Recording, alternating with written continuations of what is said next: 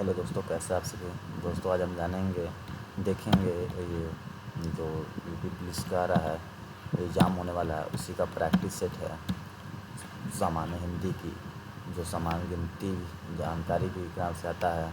तो उसका आज हम पूरा सॉल्व करेंगे और जानेंगे कि इसका ये 150 क्वेश्चन का सेट पेपर है और हम इसको पूरा आज कंप्लीट करेंगे। तो चलिए दोस्तों, बिना कोई टाइम बर्बाद किए ये चलते हैं क्वेश्चन की तरफ। तो दोस्तों, मेरा नाम है आजाद सिंह और आप चैनल देख रहे हैं ए द फर्स्ट वन। तो दोस्तों, ये हिंदी की क्वेश्चन है, तो इसलिए सारी क्वेश्चन हिंदी है और सारी ये ऑब्जेक्शनल क्वेश्चन है, जिसमें 4 ऑप्शन रहेगा और एक उसमें करेक्ट आंसर होगा। तो दोस्तों, सबसे पहला क्वेश्चन है, भारत के आधार पर राज्यों की पुनर्गठन किस वर्ष में किया गया था। ए है 1950, बी है 1951, सी है 1952 और डी है 1956। तो दोस्तों, इसका जो आंसर है वो डी होगा 1956 इसका करेक्ट हुआ। और फिर अब दूसरा क्वेश्चन है, जापान में होन्शु नामक द्वीप किसके लिए प्रसिद्ध है। ए कोयला, बी लौह अयस्क, सी तेल, डी हीरे। तो दोस्तों, जो जापान में होन्शु नामक द्वीप है वो तेल के लिए प्रसिद्ध है। और वहीं बढ़ते हैं अगली तो क्वेश्चन की तरफ। वहाँ भारत में किस गवर्नर जनरल को स्थानीय स्वशासन का पिता कहा जाता है। ए है Lord Wellesley, B Lord Banning, C Lord William Bentinck, D Lord Ripon. तो दोस्तों, ये तीसरा का डी उत्तर सही है। अगर दोस्तों आपको जो PDF है वो चाहिए तो आप हमें हमारा टेलीग्राम ग्रुप ज्वाइन कर सकते हैं, जिसमें मैं ये भेज दूँगा। क्योंकि दोस्तों, इसका हर ऑप्शनल पढ़ना तो ज़्यादा लंबा वीडियो जाएगा, क्योंकि 150 क्वेश्चन है। तो इसलिए हम चलिए केवल एक क्वेश्चन पढ़ के और उसका जो टिक है वहीं टिक जो मतलब करेक्ट आंसर है उसी को टिक लगा के बस बता देंगे। अगर आपको ये PDF चाहिए तो आप हमसे कांटेक्ट कर सकते हैं। टेलीग्राम का मैं अपने चैनल का लिंक बायो में डाल दूँगा डिस्क्रिप्शन में, आप वहाँ से ले सकते हैं। अगला क्वेश्चन, निम्नलिखित में से किसने पहले 1935 में संविधान सभा का सुझाव प्रस्तावित किया। तो दोस्तों, ये डी होगा MN राय जो हैं उन्होंने ये सुझाव प्रस्तावित किया था। और दोस्तों, वहीं अगली तरफ को बढ़ते हैं। वर्तमान कंप्यूटिंग में समस्त विश्व में कौन सा कोड प्रयोग किया जाता है और स्वीकार है। तो दोस्तों, 5 मार्क का ए आंसर से होगा ASCII। ये जो है ये करेक्ट है। और फिर यही बढ़ते हैं अगले क्वेश्चन की ओर। दोस्तों, जो अगला क्वेश्चन है वो है, व्हेन द रिवर स्लीप्स उपन्यास किसके द्वारा लिखी गई थी। तो दोस्तों, ये 6वां का डी जो है वो सही है, स्टेरिन कायर के द्वारा ये लिखी गई थी। और अगले क्वेश्चन की तरफ, प्रत्येक वर्ष कितने नोबेल पुरस्कार दिए जाते हैं। तो दोस्तों, ये सभी को पता है, प्रत्येक वर्ष 6 नोबेल पुरस्कार दिए जाते हैं। और अगला क्वेश्चन, वर्ल्ड वाइड वेब का आविष्कार किसने किया था। तो दोस्तों, ये टिम बर्नर्स-ली ने WWW वर्ल्ड वाइड वेब का आविष्कार किया था। और जल्लीकट्टू किसके साथ जुड़ा हुआ है। दोस्तों, जल्लीकट्टू जो है वो पोंगल का है, तो पोंगल के साथ जुड़ा हुआ है। भारत में महिलाओं के लिए आरक्षण उपलब्ध है लोकसभा में, राज्य विधानसभाओं में, पंचायती राज निकायों में, उपरोक्त सभी में। तो नहीं दोस्तों, ये केवल पंचायती राज निकायों में ही महिलाओं के लिए आरक्षण उपलब्ध है। और अगले क्वेश्चन की तरफ, भारत में सबसे पहली जनगणना किस वर्ष में हुई थी। दोस्तों, भारत में सबसे पहली जनगणना 1872 में हुआ था। दोस्तों निम्नलिखित में से कौन सा रोजगार प्रारंभिक क्षेत्र से जुड़ा हुआ नहीं है। दोस्तों ये ध्यान देना कि जो ये जो पूछा है रोजगार प्रारंभिक क्षेत्र से जुड़ा हुआ नहीं है, हमें इसकी बात को ध्यान देना है। तो जो है वो पुजारी, इसका ऑप्शन सी होगा। और ये ISDN एक दूरसंचार प्रौद्योगिकी है। तो ये देखते हैं इसका कौन सा सही होता है। इसका ए सही होगा। ध्वनि वीडियो एवं डाटा साथ साथ संचरित होते हैं, तो इसका ए सही होगा। तो दोस्तों वहीं अगले क्वेश्चन की तरफ बढ़ते हैं। जो है नई दिल्ली का प्रमुख वास्तुविद एवं डिजाइनर कौन था। तो ये एडविन लुटियंस जो है ये थे। और वहीं अगली तो क्वेश्चन की तरफ बढ़ते हैं। 20 दिसंबर 2021 को नागर विमानन मंत्री VK सिंह द्वारा प्रदत्त सूचना के अनुसार उत्तर प्रदेश सरकार द्वारा लगभग कितने हेक्टेयर भूमि का अधिग्रहण किया गया है। ये 52 हेक्टेयर इसका आंसर सही होगा। आप इसको 52 हेक्टेयर टिक लगा लीजिए।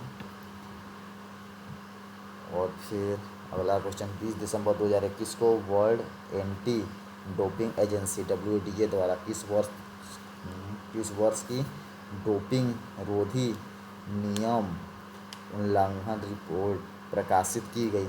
दोस्तों ये जो है ये सी सही होगा। 2019 में WADA द्वारा डोपिंग रोधी नियम उल्लंघन रिपोर्ट प्रकाशित की गई थी। और अगला क्वेश्चन है संविधान का निम्न में से कौन सा संशोधन केंद्र तथा राज्य में मंत्रिपरिषद के मंत्रियों को की अधिकतम संख्या सीमित करना है। तो दोस्तों इसका 91वां संशोधन में ये हुआ था, इसको लीजिए। फिर अगले क्वेश्चन की तरफ बढ़ते हैं। हुमायूं की दुर्घटना के आकस्मिक मृत्यु के उपरांत उनके बेटे अकबर को कहाँ मुगल सिंहासन का बैठाया गया। दोस्तों ये सभी जानते हैं। उनके बाद कलनौर का उनको मुगल सिंहासन पर बैठाया गया था। बढ़ते हैं अगली क्वेश्चन की तरफ। भारत का निम्नलिखित में से कौन सा राष्ट्रपति निर्विरोध निर्वाचन होता। तो ये सभी लोग जानते हैं नीलम संजीवा रेड्डी, ये निर्विरोध निर्वाचन हुई थी। और रेडियो तरंग का वेग कितना होता है। दोस्तों ये भी आप जानते होंगे 3 का पावर 10 मीटर पर सेकेंड जो है वो रेडियो की वेग होता है इतना। और FM प्रसारण बैंड किसके बीच होता है। तो दोस्तों जो FM का होता है वो BHF रेंज होता है, उसके बीच ये होता है। ये सही होगा। और अगली क्वेश्चन की तरफ हम लोग बढ़ते हैं। टेप रिकॉर्डर में टेप की चाल कितनी होती है। दोस्तों टेप रिकॉर्डर में टेप की चाल 4.76 सेमी पर सेकेंड की होती है। नदी के प्रवाह को मापने के लिए निम्न में से किसका उपयोग किया जाता है। तो दोस्तों जो नदी की प्रवाह नापने के लिए क्यूसेक का उपयोग किया जाता है, ये तो आप लोग अच्छे जानते होंगे। बढ़ते हैं अगले क्वेश्चन की तरफ। सुपरसोनिक स्पीड मापने का यूनिट है। दोस्तों जो सुपरसोनिक वो स्पीड मैक उसको कहते हैं, तो इसका ए सही होगा। और उसके बाद खानानों के संरक्षण हेतु निम्न में से किसका प्रयोग किया जाना है। तो दोस्तों जब ये है तो इसका डी होगा सोडियम बेंजोएट। और अगला क्वेश्चन है किस स्थान की आर्द्रता जानने के लिए निम्न में से किसका उपयोग किया जाता है। दोस्तों ये हाईग्रोमीटर का उपयोग किया जाता है। अगला क्वेश्चन की तरफ बढ़ते हैं। वो कौन सा पर्यावरणीय परत है जो विकिरण को वापस पृथ्वी में प्रत्यावर्तित करती है। तो दोस्तों इसका ए आंसर होगा स्ट्रेटोस्फीयर, इस पर टिक लगा लीजिए। फिर बढ़ते हैं अगले क्वेश्चन की तरफ। निम्न राज्यों में से कौन सा राज्य UDAY योजना के लिए समझौता ज्ञापक MOU का हस्ताक्षर करने वाला देश का पहला राज्य बना है? तो दोस्तों ये हम सभी जानते हैं, झारखंड जो है वो पहला राज्य बना। और बढ़ते हैं अगले क्वेश्चन की तरफ। महात्मा गांधी भारतीय राष्ट्रीय कांग्रेस के अध्यक्ष किस वर्ष बने? तो महात्मा गांधी भारतीय राष्ट्रीय कांग्रेस के अध्यक्ष 1925 में बने थे, तो इसमें टिक लगा लीजिए। फिर बढ़ते हैं अगली तरफ। क्रीमी लेयर संबंधित है? दोस्तों हम सभी जानते हैं जो क्रीमी लेयर है वो सामाजिक एवं आर्थिक हालात से संबंधित है, तो इसमें ये टिक लगा लेंगे। और फिर अगला क्वेश्चन है 3 दिसंबर 2021 को खादी एवं ग्रामोद्योग आयोग द्वारा किस उत्तर पूर्वी राज्य में REHAB परियोजना की शुरुआत की गई? तो दोस्तों ये जो है मणिपुर में शुरुआत की गई थी, तो आप ये मणिपुर को टिक लगा लीजिए। और उसके बाद अगला क्वेश्चन है 13 दिसंबर 2021 को किस राज्य या संघ शासित क्षेत्र ने जलवायु परिवर्तन और पर्यावरण पर एक पूर्ण पाठ्यक्रम विकसित किया और संबंधित पाठ्यक्रम शुरू करने वाला पहला राज्य भी बन गया? दोस्तों जो ये है महाराष्ट्र है, इसमें हम महाराष्ट्र पे टिक लगा लेंगे। उससे आगे लाल बहादुर शास्त्री स्टेडियम स्थित है, तो हम सभी जानते हैं जो लाल बहादुर स्टेडियम है वो हैदराबाद में स्थित है। अगला क्वेश्चन है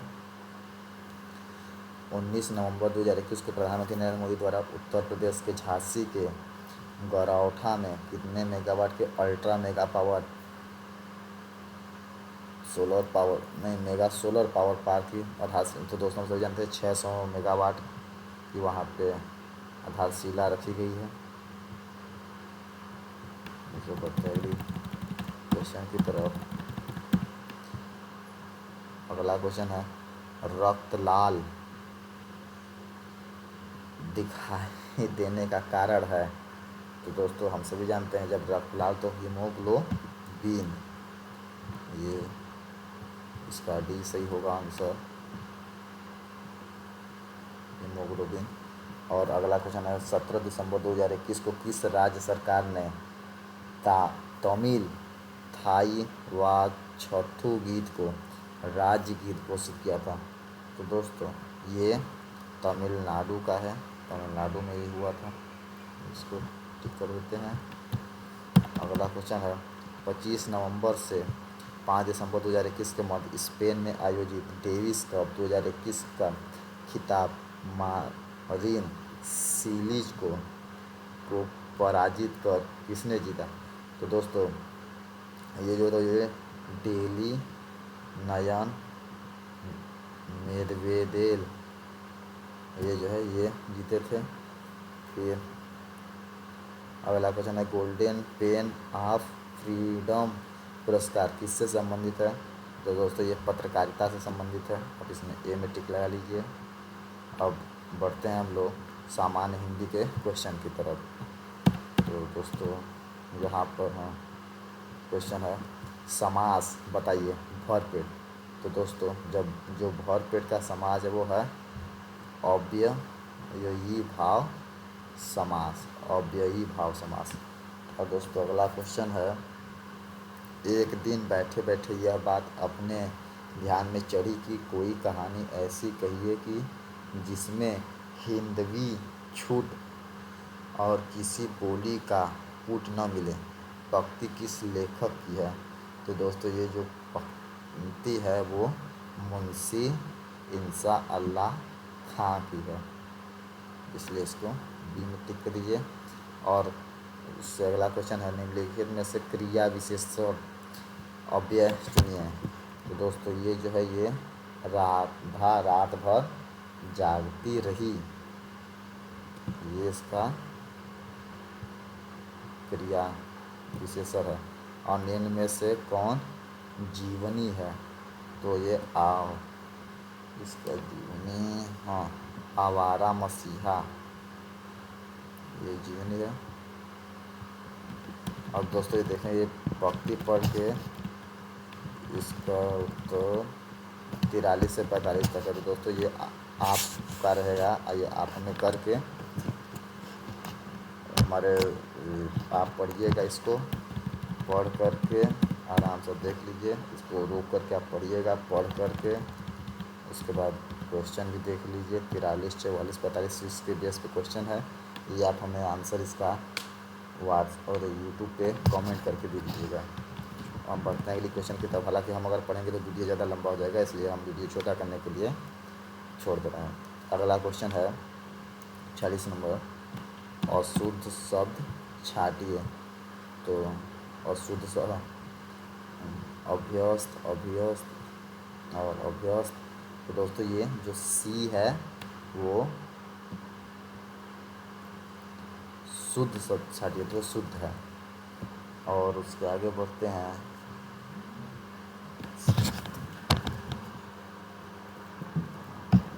कौन सा शब्द तुर्की भाषा का नहीं है?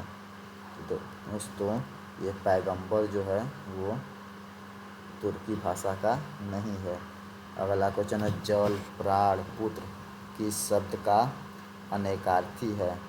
तो ये जीवन का अनेकार्थी है।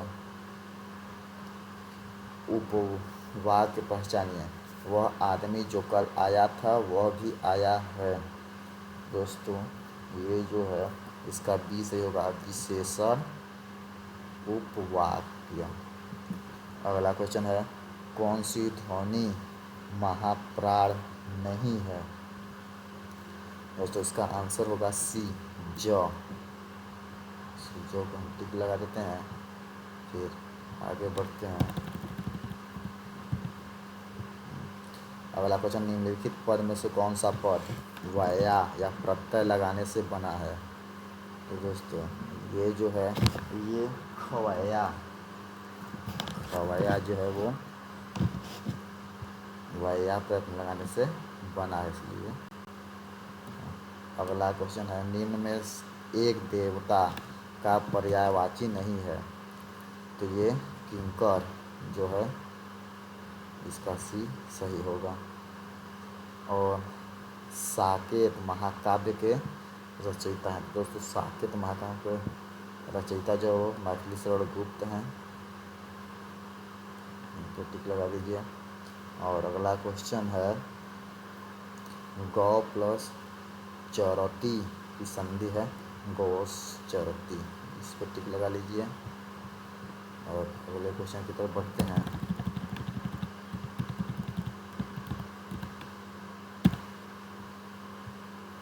ठेठ हिंदी का ठाठ किसकी रचना है?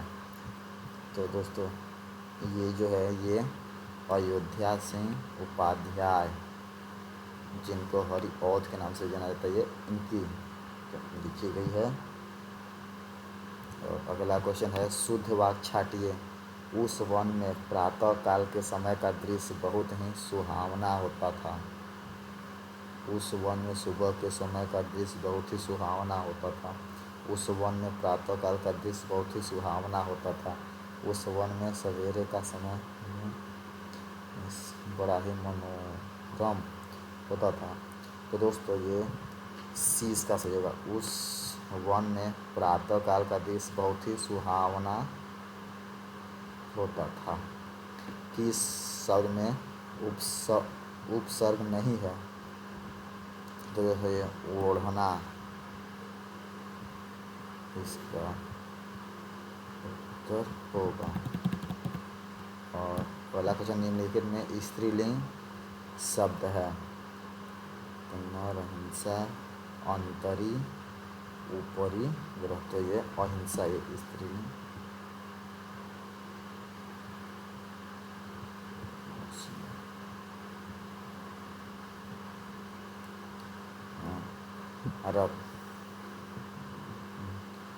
रत्नावली दोहा संग्रह किसके द्वारा रचा गया? तो ये ए रत्नावली के द्वारा ही रचा गया। और दोस्तों लिंग बताइए। मनगढ़ंत मानव करंट लिंग, पुल्लिंग स्त्रीलिंग, अभय लिंग, नपुंसक लिंग। तो ये उभय लिंग होगा इसका सी। और फिर जिस वाक्यांश का एक शब्द बनाइए, जिसके हृदय में ममता नहीं है वो निर्भय। ये हुआ।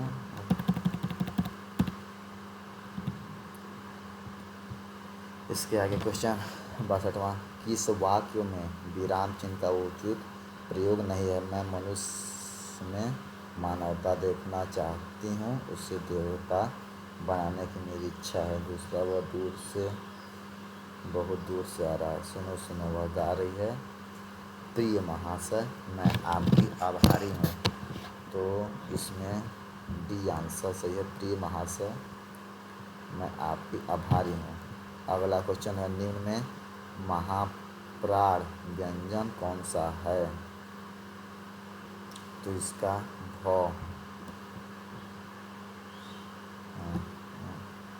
और 64, निम्न में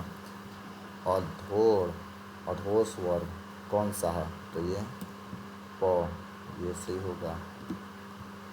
और उसके अगला निम्न में कंठस्थ वर्ड कौन सा है? तो दोस्तों ये बी सही होगा, अ।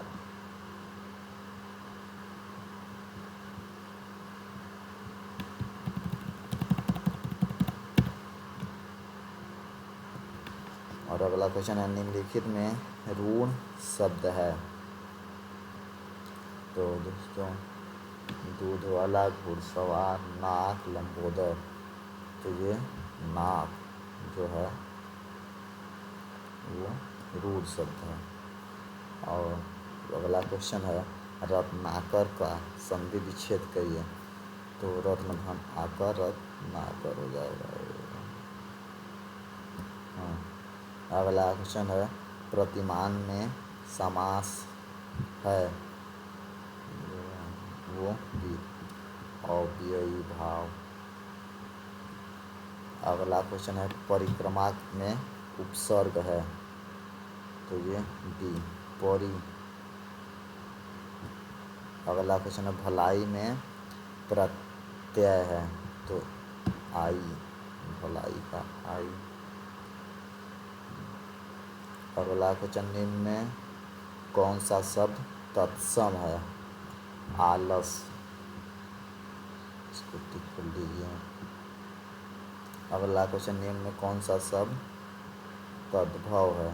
तो ये छत।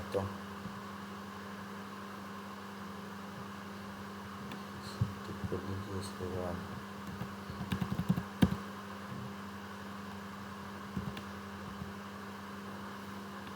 अगला क्वेश्चन, निम्न में कौन सा शब्द देशज है? तो आग, बच्चा, खिड़की। तो ये खिड़की होगा। आप इसको टिक कर लीजिए। निम्नलिखित में विदेशी शब्द कौन सा है? ये अमीर। निम्न में संज्ञा शब्द है, गंगापुर, राना, नीला, मोटा। तो ये गंगा होगा, संज्ञा शब्द है। आगे हम बढ़ रहे हैं दोस्तों अब संख्यात्मक एवं मानसिक क्षमता वाले क्वेश्चन पे। यदि 100 बिल्लियाँ 100 दिन में 100 चूहे मारते हैं तो 4 बिल्लियाँ 4 दिन में कितने चूहे मारेगी?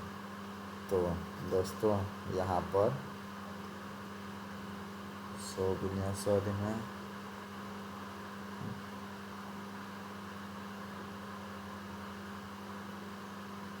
हाँ तो ये भी 100 दिन ही होगा दोस्तों। 4 बिल्लियाँ 4 चूहे कितने दिन में मारेंगे? तो 100 दिन में।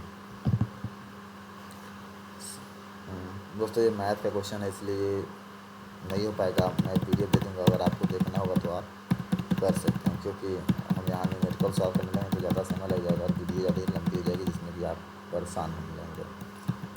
और ये मानसिक योग्यता है।